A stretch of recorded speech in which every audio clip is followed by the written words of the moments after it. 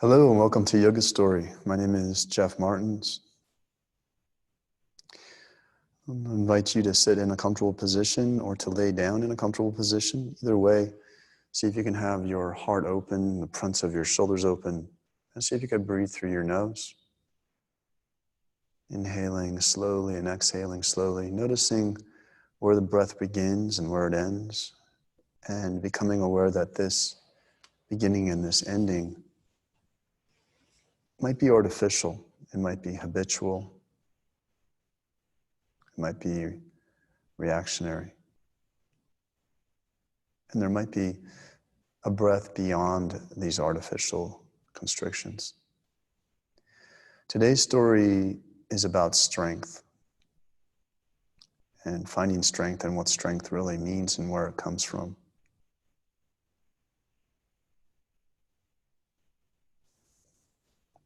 Here in Arizona, there's a place called the biosphere. The biosphere is a series of domes, and in each dome, there is a different climate.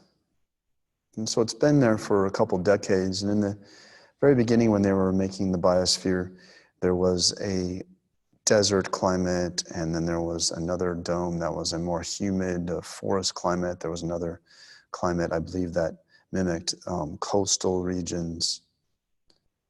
And they had all these different climates. And then what they did is these climates were sealed off from the outside world, and so they could study these climates and see how they evolve independent of other external circumstances. After a few years, they began to notice something odd about the trees that were growing inside some of these domes. You see, in these domes, the rain would be just gentle sprinkling of water coming from sprinklers.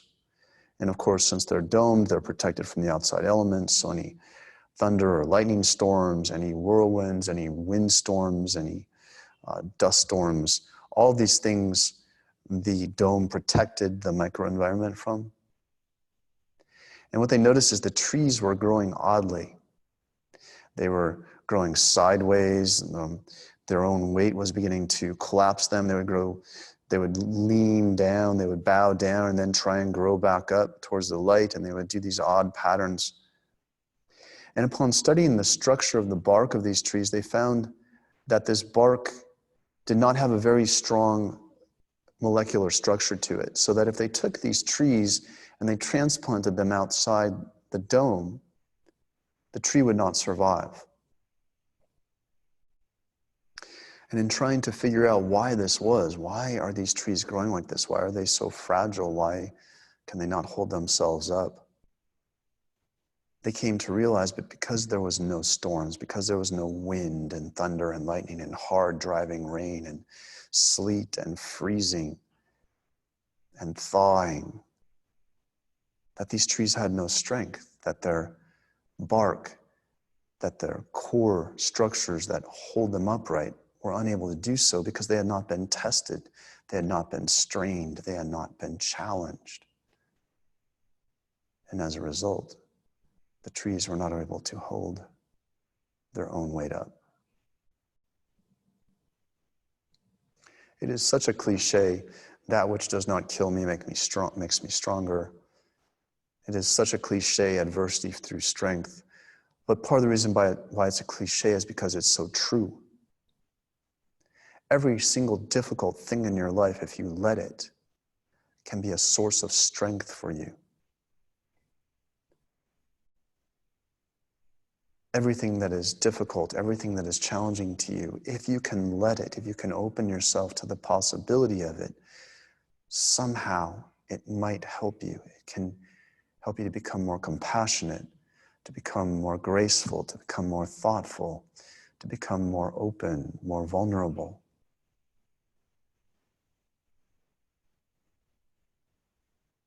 It is said that if you help a butterfly emerging from its chrysalis by opening the chrysalis yourself and opening that chrysalis so that the butterfly comes out effortlessly, that you will kill the butterfly. Because in getting out of the chrysalis, in the hours-long process that comes from moving its wings and opening that chrysalis, it develops the strength that it is needed, that it needs to fly off into the world. And so it is for me, and so it is for you.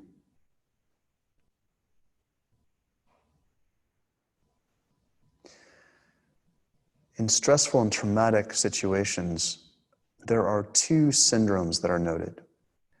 One is post-traumatic stress disorder. Many of us know what that is. It's a state of high anxiety or panic or acute stress that continues unnecessarily in the face of situations that are not necessarily threatening or even dangerous. But there is a second syndrome called post-traumatic growth.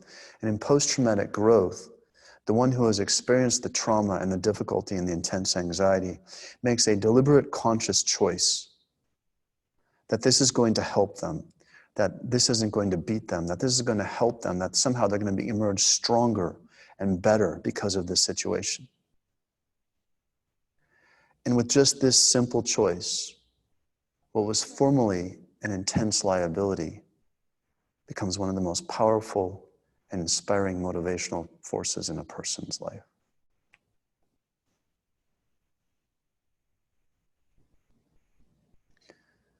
When you exhale, hold the air out. Keep your shoulder blades together and your tailbone back. And then gently see if you can exhale a little more. And on your inhale, inhale in 4 equal parts.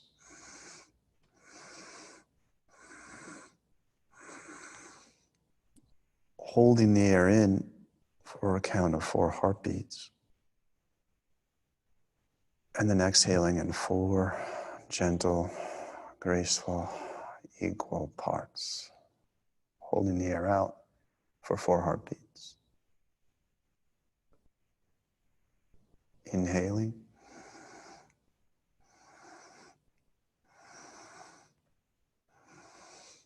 Holding.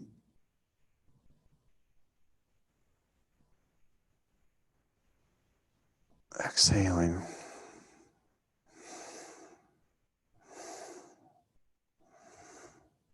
Holding.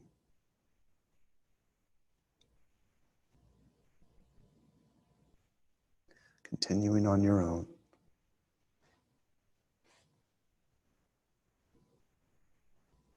Find your strength with what is already here. You already have all that you need to start becoming the person that you truly want to be. Namaste.